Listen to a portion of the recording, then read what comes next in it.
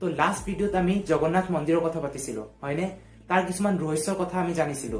মানুহৰ যোনটো বিশ্বাস জগন্নাথ মন্দিৰৰ প্ৰতি তাৰ কথা আমি পাতিছিলো কিন্তু সেই ভিডিওটোৰ আপোনালোকৰ মনত আছে কি নাই যে লাষ্টত মই আপোনালোকক এটা কথা কৈছিলো যে ইয়াৰে মই এটা সেকেন্ড পাৰ্ট বনাম যোনটো এটা সৰু ভিডিও হ'ব আৰু সেই ভিডিওটোত মই দুটা তিনিটা মান ৰহস্য লম আৰু তাক এটা সাইন্টিফিক ধৰণেৰে বস্তুবোৰ বুজাবলৈ চেষ্টা কৰিম তো আহি গ'ল সেইটো ভিডিওটো আজি জাস্ট ভিডিওটো আপোনালোকে শেষলৈকে চাই থাকক তো ইয়াৰ আগতে যদি আপোনালোকে সেই ভিডিওটো চোৱা নাই তো ফাৰ্স্ট গৈ পেলাই সেই ভিডিওটো চাই আহক কাৰণ তেতিয়া এই বস্তুবোৰ আপোনালোকে ৰিলেট কৰিব পাৰিব বস্তুবোৰ বুজি পাব আৰু ভিডিওটো ষ্টাৰ্ট কৰাৰ আগতে আৰু এটা কথা যে যোনবোৰ কথা মই আপোনালোকক বুজাবলৈ গৈ আছো সেইবোৰ জাস্ট এটা মানুহৰ আইডিয়া হয় সাইন্টিফিক কিছুমান বস্তু ইউজ কৰি পেলাই মানে ৰহস্যবোৰ বুজাবলৈ চেষ্টা কৰা হৈছে কিন্তু 100% একুৰেট হয় নে নহয় সেইটো কোনেও ক'ব নোৱাৰে তো আমি ষ্টাৰ্ট কৰো সবতছে ফাৰ্স্ট ৰহস্যটোৰে সেইটো হ'ল যে জগন্নাথ মন্দিৰৰ ওপৰত কোনো চৰাই উৰি থকা আপোনালোকে দেখা নাপায় ইয়াৰ কি কাৰণ হ'ব পাৰে একচুয়ালি কোৱা হয় যে সাগৰৰ পৰা যোনটো বতাহ বলে ন মন্দিৰৰ ফালে সেইটো মন্দিৰৰ ওচৰ পোৱাৰ লগে লগে বহুত বেছি স্পীডত বলিব ধৰে মন্দিৰটোৰ চাৰিওফালে বতাহৰ যোনটো স্পীড সেইটো বহুত বেছি হৈ যায় আৰু যোনবোৰ চৰাই হয় সিহঁতেনো কেনেকুৱা জাগাত উৰি ভাল পাব য'ত মানে এয়াৰ প্ৰেছাৰটো ঠিক ঠাক য'ৰ মানে বতাহৰ ডাইৰেকশন বতাহৰ যোনটো স্পীড সেইটো মানে নৰ্মেল হৈ আছে তেনেকুৱা জাগাত উৰিব বাৰ্ডছবোৰে তো জগন্নাথ মন্দিৰৰ চাৰিওফালে স্পীডটো ইমানেই বেছি যে বাৰ্ডছবোৰ ইয়াতে উৰিবৰ চেষ্টা কৰিলে চৰাইবোৰক বেলেগ জাগাত চিপকাই দিয়ে তো সেইকাৰণে বাৰ্ডছবোৰ কি কৰে এইখিনি জাগাত সিহঁতে নুৰে আৰু এটা কথা কোৱা হয় যে যোনটো মন্দিৰৰ ওপৰৰ ভাগ যাক শিকাৰা বুলি কোৱা হয় তাত মানে কি হয় স্পীডটো বহুত বেছি হয় আৰু এইটোও কয় যে যোনটো এটা মেগনেটিক ফোৰ্স হয় সেইটো ইয়াতে জেনাৰেট হৈ থাকে মানে চুম্বকৰ নিচিনা এটা শক্তি আৰু যে নিজৰ ফালে বস্তুবোৰ আকৰ্ষণ কৰি থাকে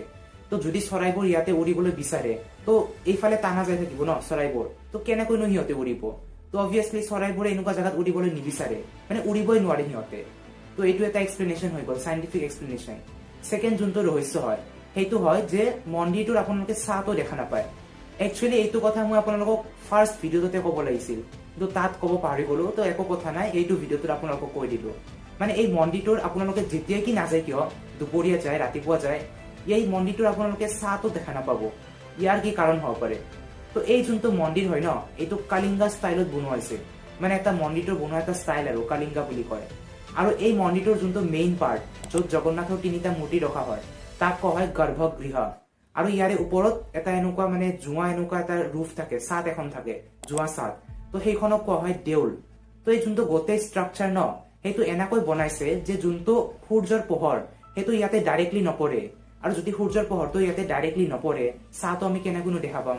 তো সেইটো এটা কাৰণ হৈ গ'ল আৰু একচুৱেলি ইয়াৰ ক্ৰেডিটটো মন্দিৰটো বনোৱাৰ ক্ৰেডিটটো আমি সেই কাৰিকৰবোৰক দিব লাগিব তো কাৰিকৰবোৰে বহুত কিছুমান কেলকুলেশ্যন লগাই পেলাই বস্তুবোৰ ভালকৈ চোৱা চিতা কৰি পেলাই গোটেই মন্দিৰটো বনাইছিল তো একচুৱেল ক্ৰেডিটটো আমি সিহঁতক দিব লাগে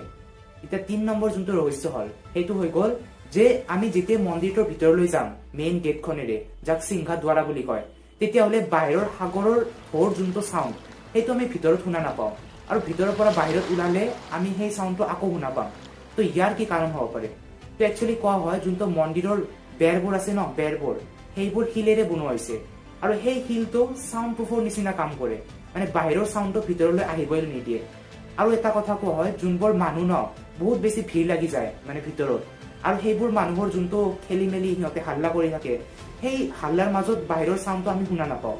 কিন্তু এই যোনটো সেকেন্ড এক্সপ্লেনেশ্যন এইটো অকমান শুনাৰ নিচিনা মোক বাচ্চা টাইপৰ লাগে কাৰণ আপোনালোকে ভাবি চাওকচোন আপোনালোকে এনেকুৱা জাগাতটো ডেফিনেটলি গৈছে আগতে য'ত মানে মানুহ বহুত বেছি ভিৰ লাগি যায় আৰু তাৰ কাৰণে বাহিৰৰ সাউণ্ডটো অকমান কমকৈ শুনা পায় কিন্তু ইয়াতেতো একদমেই শুনা নাপায় বাহিৰৰ ঢৌৰ সাউণ্ডটো তো এইটো কিয় হয়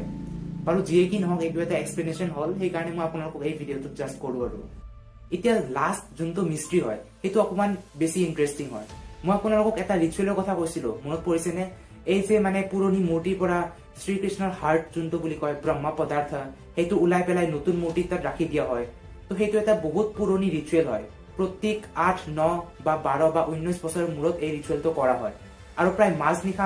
মানে এজন পণ্ডিতে কি কৰে এটা সিক্ৰেট চেম্বাৰত যাই পেলাই পুৰণি তিনিটা মূৰ্তি এক সাইডত ৰাখে আৰু নতুন মূৰ্তি এক সাইডত ৰাখে তিনিটা তো পুৰণি মূৰ্তিৰ পৰা হাৰ্টটো উলিয়াই পেলাই নতুন মূৰ্তিত ৰাখি দিয়ে তো ইয়াৰ পিছত কি লজিক হ'ব পাৰে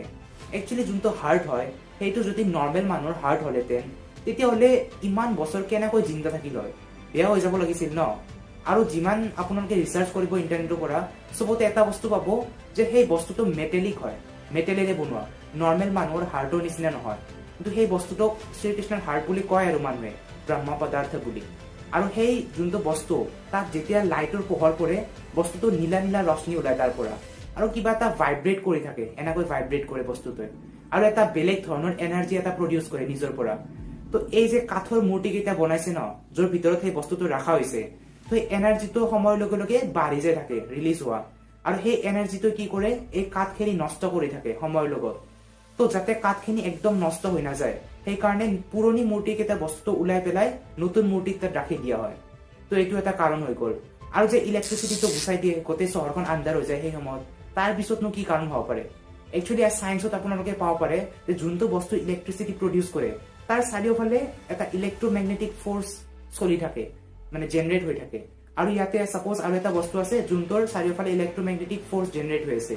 তো দুটা ইলেক্ট্ৰমেগনেটিক ফ'ৰ্চ যেতিয়া একলগ হৈ যাব তেতিয়া বস্তুবোৰ খেলি মেলি হ'ব ধৰে ডিষ্টৰশ্যন এটা হৈ যায় তো এই যাতে খেলি মেলিটো নহয় তো সেইকাৰণে কি কৰা হয় এই ইলেক্ট্ৰিচিটিটো কাট কৰি দিয়া হয় সেই সময়ত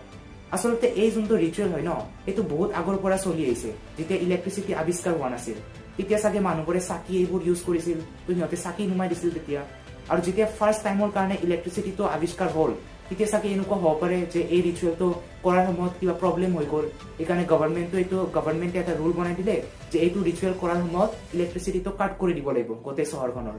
তো এটা কাৰণ হ'ব পাৰে ন তো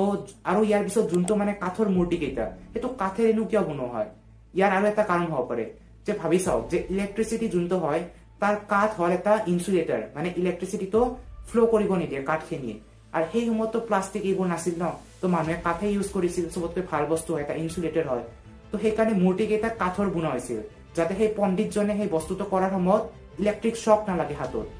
তো এইটো এটা কাৰণ হ'ব পাৰে তো এইটোৱে হৈ গ'ল বস্তুবোৰৰ অকণমান চাইণ্টিফিক এক্সপ্লেনেশ্যন মানে শেষততো মই এইটোৱে ক'ম যে মোৰ যোনটো পাৰ্চনেল অপিনিয়ন হয় ন এইটোৱে যে হাজাৰ এনেকুৱা থিয়ৰিজ আহি যাওক চাইণ্টিষ্টবোৰে হাজাৰ এনেকুৱা প্ৰুফ কৰিবলৈ চেষ্টা কৰক যে এইবোৰ মিষ্ট্ৰি নহয় এটা ইয়াৰে পিছত চাইন্স লুকাই আছে তো মানুহৰ মনত যোনটো বিশ্বাস আছে ন ভগৱান জগন্নাথৰ প্ৰতি সেইটো সদায় কাৰণে এনেকৈ থাকিব যিমান মানে মানুহে চেষ্টা নকৰক এইটো বিশ্বাসটো হিলাব নোৱাৰে আৰু মানে লাখ লাখ ভক্ত ইয়াত আহিয়ে থাকিব প্ৰত্যেক ৰথ যাত্ৰা হওক কিবা স্পেচিয়েল অকেজন হওক লাখ লাখ ভক্ত আহি পেলাই ইয়াতে ভগৱানৰ দৰ্শন কৰিবই আৰু এই বিশ্বাসটো মানুহৰ মনত থাকিব লাগেও যদি কোনোবা এদিন এনেকুৱা হৈ যায় যে এই বিশ্বাসটো কমি গ'ল তেতিয়া মানে বহুত ডাঙৰ প্ৰব্লেম আহি যাব পাৰে তো এইটো মোৰ এটা নিজা অপিনিয়ন হয় আৰু তো এইটোৱে ক'বলগীয়া আছিল আজিৰ এই ভিডিঅ'টোত যদি ভিডিঅ'টো ইনফৰ্মেটিভ লাগিছে চেনেলটো ছাবস্ক্ৰাইব কৰিব পাৰে লগ পাওঁ আপোনালোকক নেক্সট ভিডিঅ'ত